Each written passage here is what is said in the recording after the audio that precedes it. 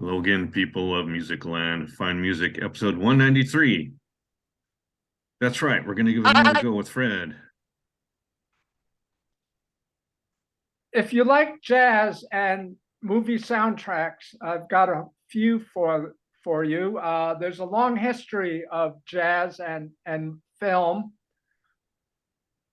Herbie Hancock did the soundtrack to Blow Up.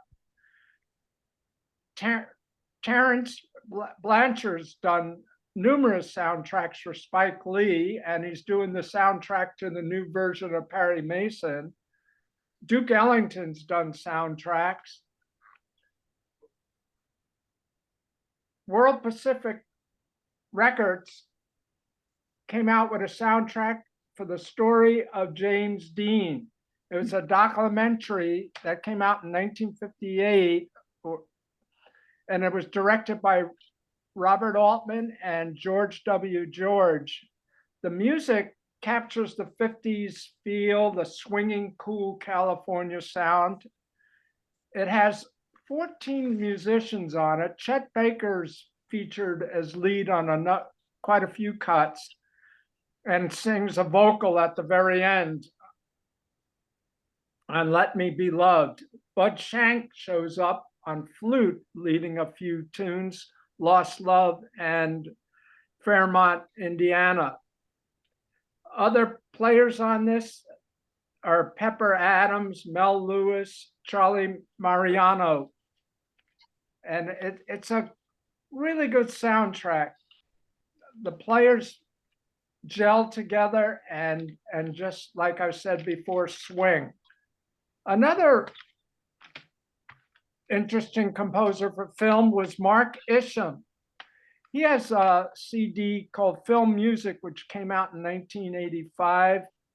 It's haunting and dreaming with synthesizers. He has lengthy cuts from 3 films he had composed for: Mrs. Sofield, Never Cry Wolf, and The Times of Harvey Milk. Lyle Mays from Pat Metheny's group shows up on piano with Mark on Mrs. Sofield. And on Never Cry Wolf, there's bassoon, bamboo flutes, harp, along with the synthesizers.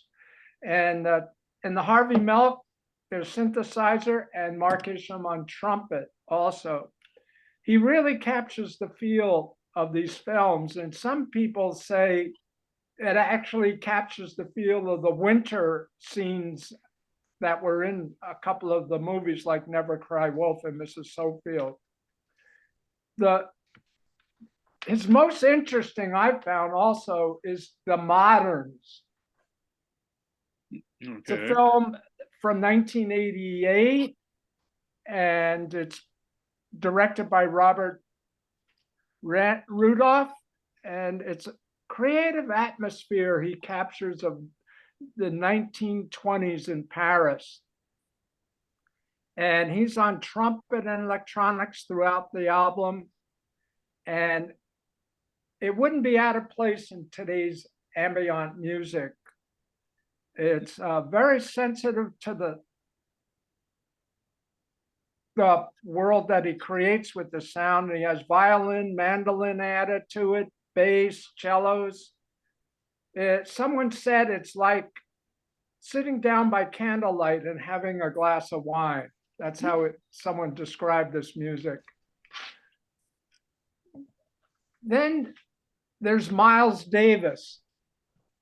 He did a French film in the early 60s, but late in his career, you might have missed the soundtrack to Siesta. It's produced by Marcus Miller, who he worked with on his Warner Brother years. This is one of the last albums he recorded. It's an amazing album.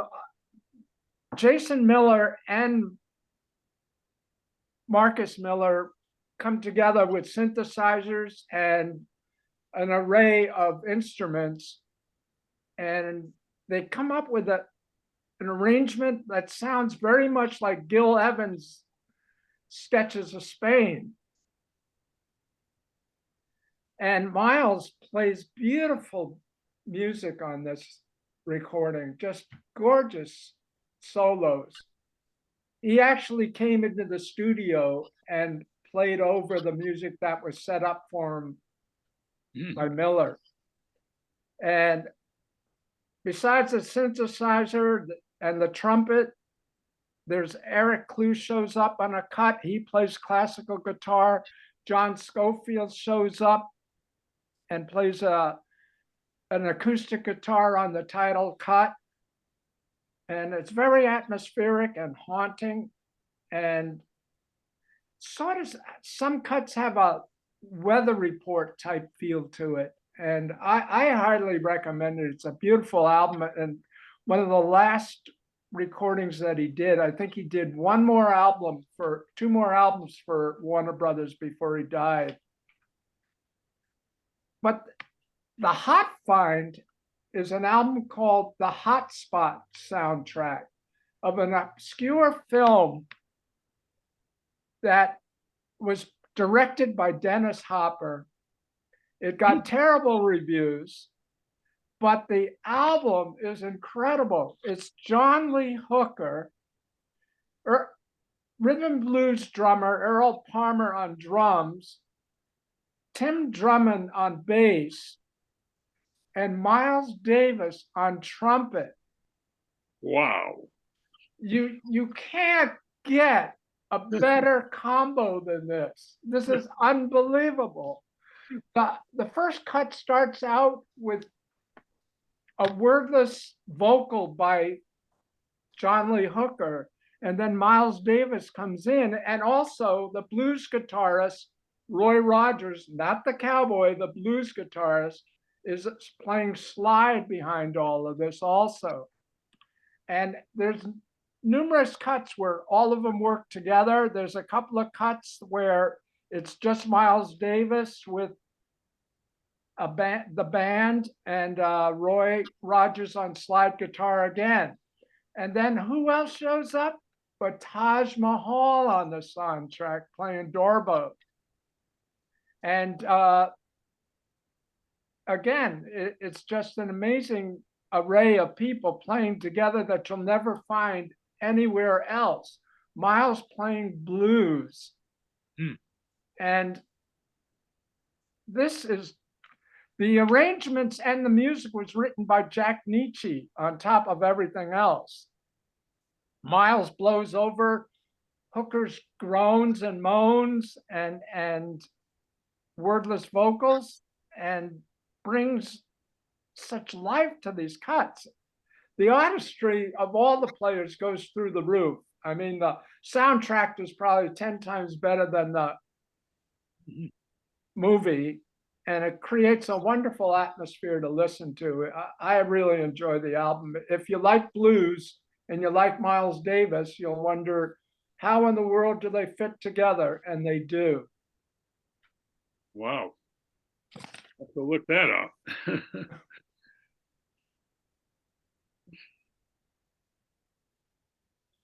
That's the jazz report for today on Fine Music. I guess the catch line is, if you like jazz soundtracks, check these out. Yeah. I'm gonna tell him this is your guide. Yeah. Yeah, a friend of mine turned me on to this hot spot. He's up in Seattle, and he's a Miles Davis freak. Yeah. But That's a I good guess friend. there's a website, what's his name? Michael Gilmore, the rock writer. Yeah. He on Facebook, he's posted stuff about Miles Davis, and he posted a site that you can go to that they're streaming all kinds of stuff that's never been released, and nobody's shut them down yet. Wow. I haven't gone to it yet, but there's supposed to be 1 or 2 cuts of him and Prince together. Nice. Wow. Wow. That would be something. Okay. Just an extra bonus. For watching this episode all the way to the end. Way to go, people. Enjoy.